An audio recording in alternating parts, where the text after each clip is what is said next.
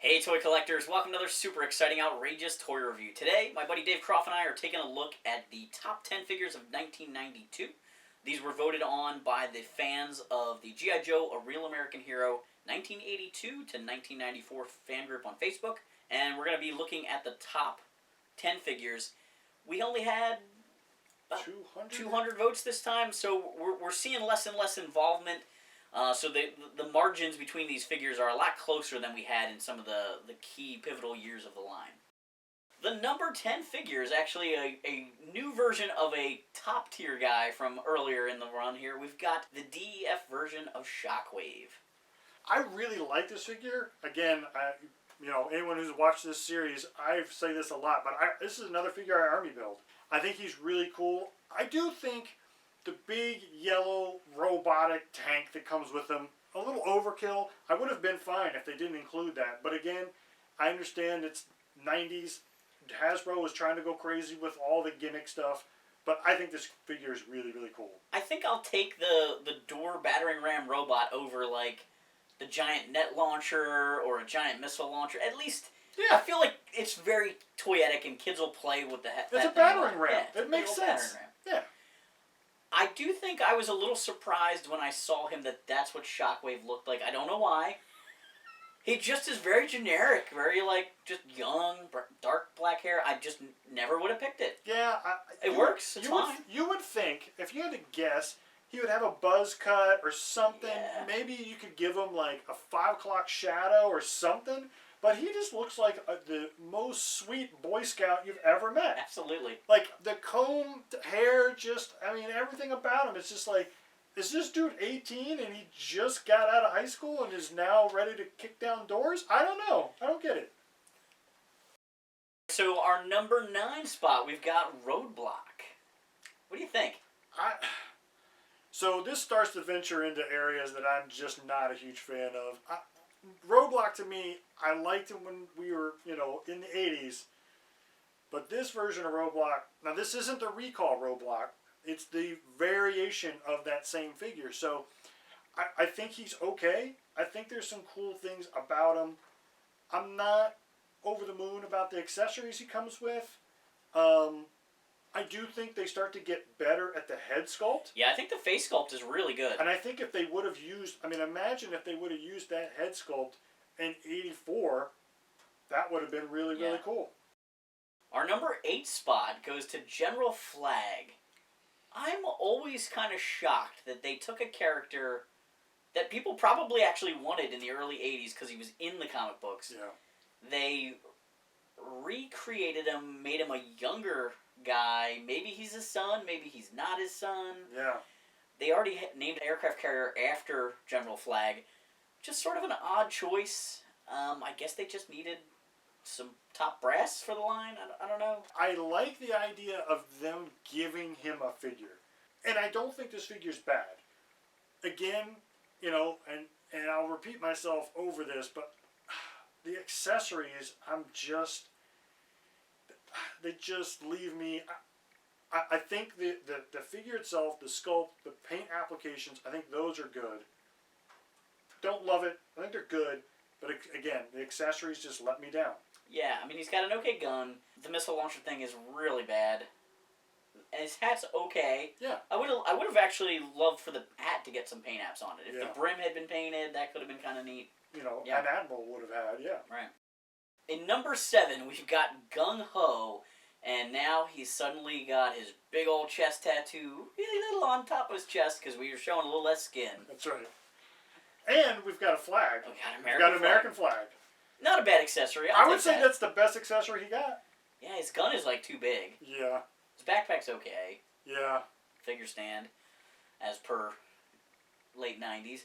Yeah, I don't know. He's okay, but not really my favorite. But it was nice that they were trying to refresh some of these characters. If you do want to go with giving someone the American flag, Gung-Ho would be the guy to do that. And I think it does work for him. I find that a lot of these kind of especially early 90s figures, there's something to be desired. There's just something missing from them.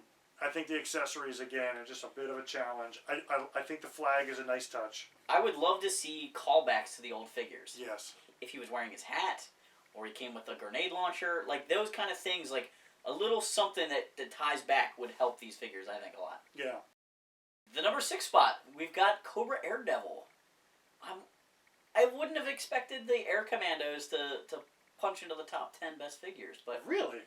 I am not surprised. You're a big fan of the Air Commandos? Well, I'll put it this way. I'm a big fan of Cobra Daredevil. Okay. I army built this figure, or I did until they became kind of ridiculous in price. But I thought this mold is just great. I wish I could find more of their visors, but that's a different story for a different day. But I think this figure is really, really cool. I'm not a huge fan of the glider part of things. That's where I think several of the Air Commandos, the figures are good. Not a big fan of the glider part of them. But this figure to me is really cool paint application, really good detail. The accessories are kind of cool. Like, he's got that visor. Granted, the pegs break or the visor pops off and you can never find it. And the gun is interesting. It's a weird, different kind of gun. So, yeah, I like this figure a lot. All right. In the number 5 spot, we've got Big Bear. Going international again. Yeah, I don't know how Big Bear beats out Cobra Daredevil that we just talked about. I mean, to me, Big Bear is a fine figure. I don't see it even top 10, but, I mean, I'll give you an example. Hell Vipers didn't make the top 10. Headman didn't make the top 10. Really interesting stuff to me. What that says, I don't know if that means people really do like Big Bear or we just didn't get enough people to weigh in. I mean, we got 200 votes, so yeah, it's weird. In the number 4 spot, we've got Ninja Force Storm Shadow.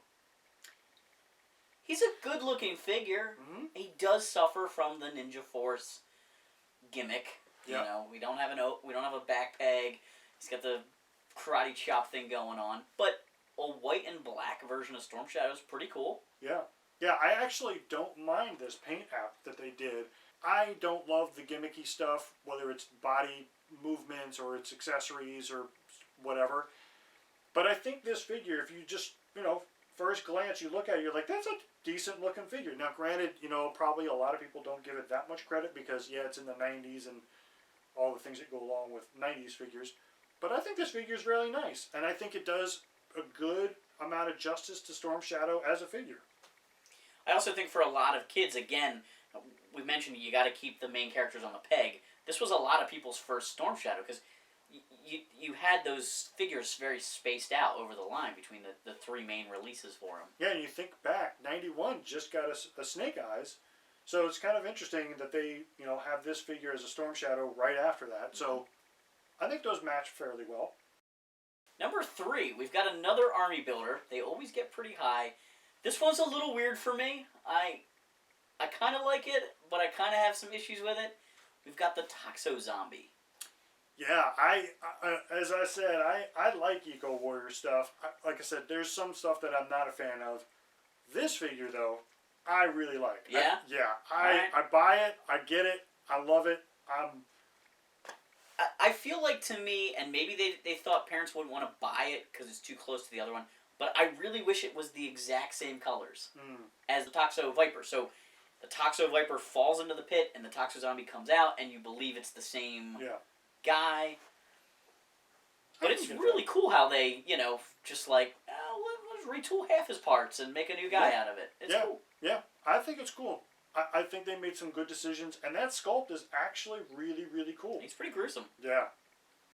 In the number 2 spot, we've got our army builder for the Headhunters, guys. We've got the Headhunter. Yeah. I think these guys are really cool. I do too. I love the shotgun that fits in the backpack. They got the Cobra Commander type visor going on, little studded shoulder pad. I think they're slick. I do too.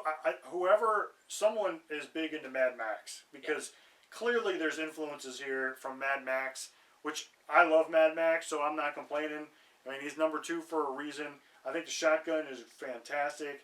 I think they did a good job with the sculpting. I think they did a good job with the paint applications. I think it's a really good extension of that whole DEF line. I think it made a lot of sense the way they extended it. I'm not saying DEF necessarily made a lot of sense, but that's another story for another day. But I think this figure is really, really cool. I'm actually a little surprised Headman didn't make this. I think these guys are a little cooler than Headman, though. Yeah, but I could see him being in the top 10. Yeah. I mean, out of these figures. Right. And in the number 1 spot, we've got another Army builder, and this one is a mail away. We've got That's the right. Cobra Ninja Viper.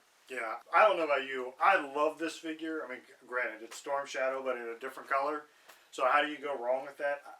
While I did, when I first saw this, I didn't understand why they picked this color, but they did.